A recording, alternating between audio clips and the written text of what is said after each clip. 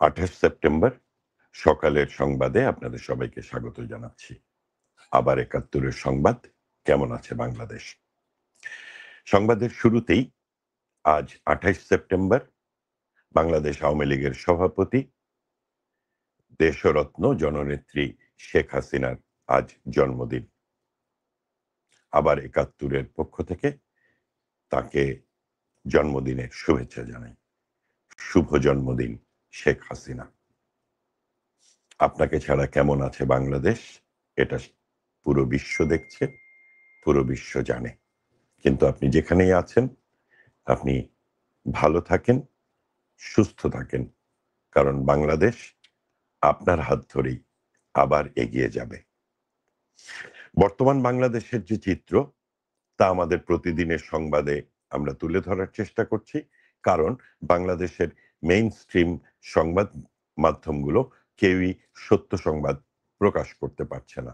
তাই আমরা আমাদের নিজস্ব যোগাযোগের মাধ্যমে এবং সামাজিক যোগাযোগ মাধ্যম থেকে যে সংবাদগুলোকে আমরা পাই, তার সত্যতা যাচাই করে আবার ৭১-এ আপনাদের সামনে পরিবেশন করি।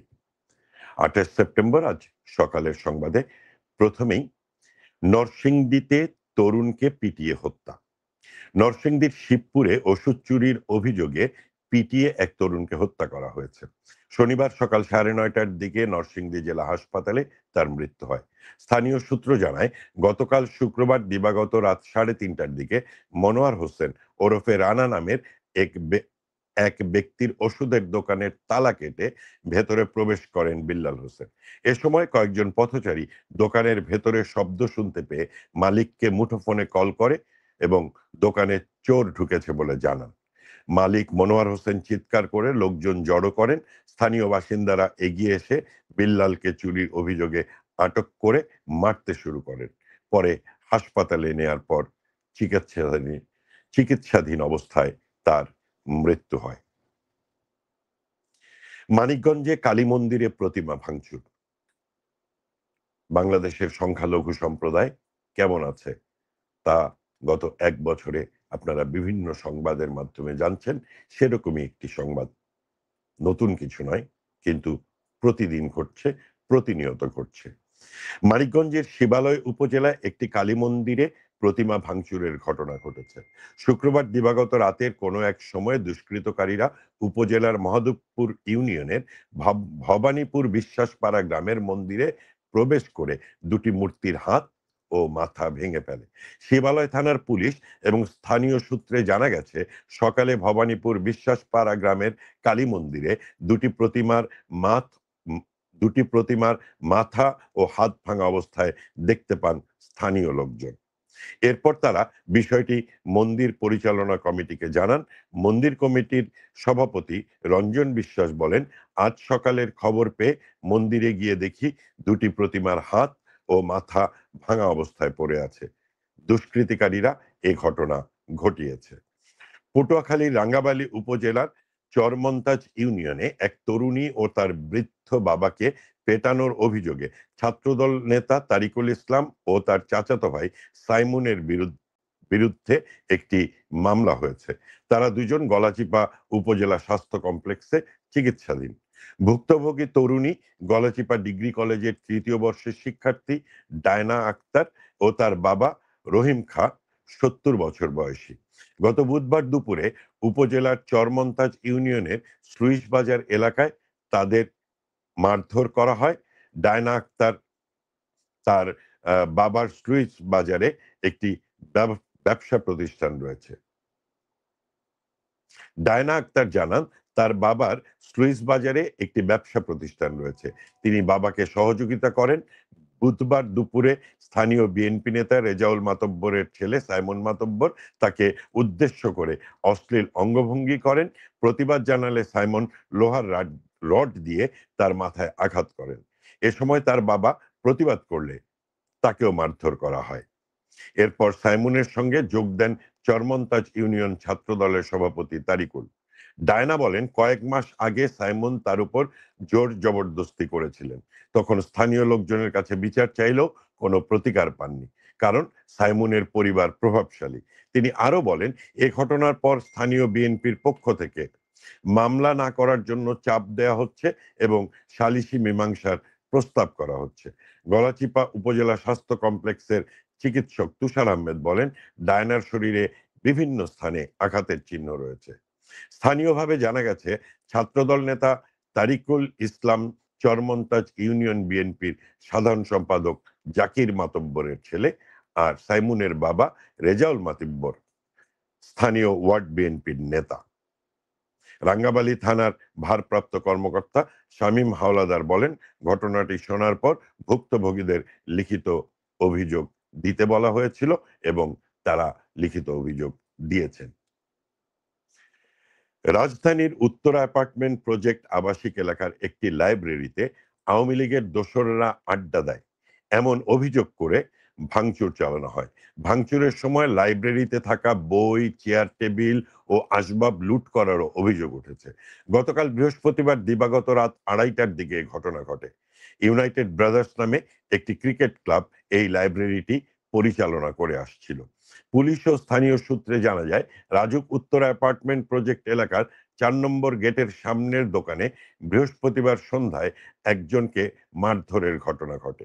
ওই ঘটনাকে কেন্দ্র করে রাত 2:30টার দিকে আবাসিক এলাকার ভেতরের ব্রাদার্স ইউনাইটেড ক্লাবের মাঠ এলাকায় বৈষম্য বিরোধী ছাত্র আন্দোলনের সাবেক নেতা রাসেল হোসেন, হাবিবুল বাশার ও আবরার হানিফের গ্রুপের সঙ্গে আবাসিক এলাকার মোস্তাফিজ হাফিজ সুমনের অনুসারীদের মধ্যে মারামারি হয়। মারামারিতে বৈষম্য বিরোধী ছাত্র আন্দোলনের তুরাক থানার সাবেক যুগ্ম আহ্বায়ক রাসেল হোসেন সহ কয়েকজন আহত হন।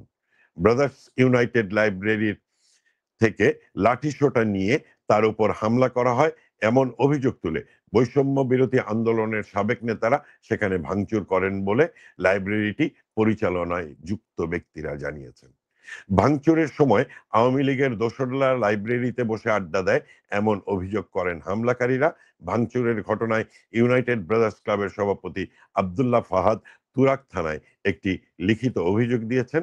তাতে বলা হয়েছে, উন্মুক্ত লাইব্রেরি ও ইউনাইটেড ক্লাবের অস্থায়ী অফিস কক্ষে ভাঙচুর চালানো হয়েছে।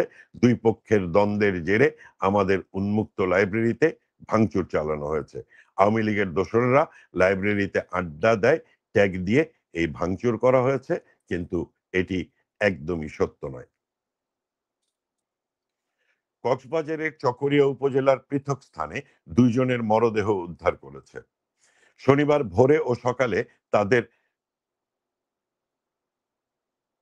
কক্সবাজার চকরিয়া উপজেলার পৃথক স্থানে 2 জনের মরদেহ উদ্ধার করা হয়েছে। শনিবার ভোরে ও সকালে তাদের মরদেহ উদ্ধার করা হয়। জানা যায়, শনিবার ভোরে চকরিয়ার মাতামুহুরী ব্রিজের নিচের দক্ষিণ পাশ থেকে ব্যবসায়ী গিয়াসউদ্দিনের রক্তাক্ত মরদেহ উদ্ধার করা হয়। গিয়াসউদ্দিনের কাকারা ইউ গিয়াসউদ্দিন কাকারা ইউনিয়নের শাকের মোহাম্মদ চর দিঘির পাড়ার বাসিন্দা। নিহতের পরিবার জানায়, শুক্রবার রাতে গিয়াসউদ্দিনকে অপহরণ করা হয়। এরপর তার মুঠোফোন বন্ধ পাওয়া যায়। পরে ভোরে ব্রিজের নিচে রক্তাক্ত অবস্থায় তার মরদেহ দেখতে পেয়ে পুলিশকে খবর দেয় স্থানীয়রা। পুলিশ এসে মরদেহ উদ্ধার করে। অন্যদিকে চকরিয়ার বদরখালী এলাকায় হারুন নামে এক সিএনজি অটোরিকশার চালককে ছুরিকাঘাতে হত্যা করা হয়েছে। শনিবার সকালে বদরখালী এলাকায় এই ঘটনা ঘটে। চকরিয়া থানার ভারপ্রাপ্ত কর্মকর্তা তৌহিদ আনোয়ার জানান, 2টি ঘটনা তদন্ত করার জন্য পুলিশ ঘটনাস্থলে গিয়েছে। সুরতহাল শেষে মরদেহ সদর হাসপাতালের মর্গে পাঠানো হবে। বরিশাল নগরে একটি পার্কে প্রবেশ করা নিয়ে 2 সাংবাদিককে মারধরের অভিযোগ উঠেছে ছাত্রদল নেতাকর্মীদের বিরুদ্ধে। শুক্রবার বিকেলে নগরের বেলস পার্ক গ্রিন সিটির সামনে এ ঘটনা ঘটে বলে জানান বরিশাল কোতোয়ালি মডেল থানার ওসি মিজানুর রহমান। আহতরা হলেন সময় টিভির ক্যামেরা পার্সন সুমন হাসান এবং চ্যানেল 24 এর ক্যামেরা পার্সন শাকিল হাওলাদার পাপ্পু।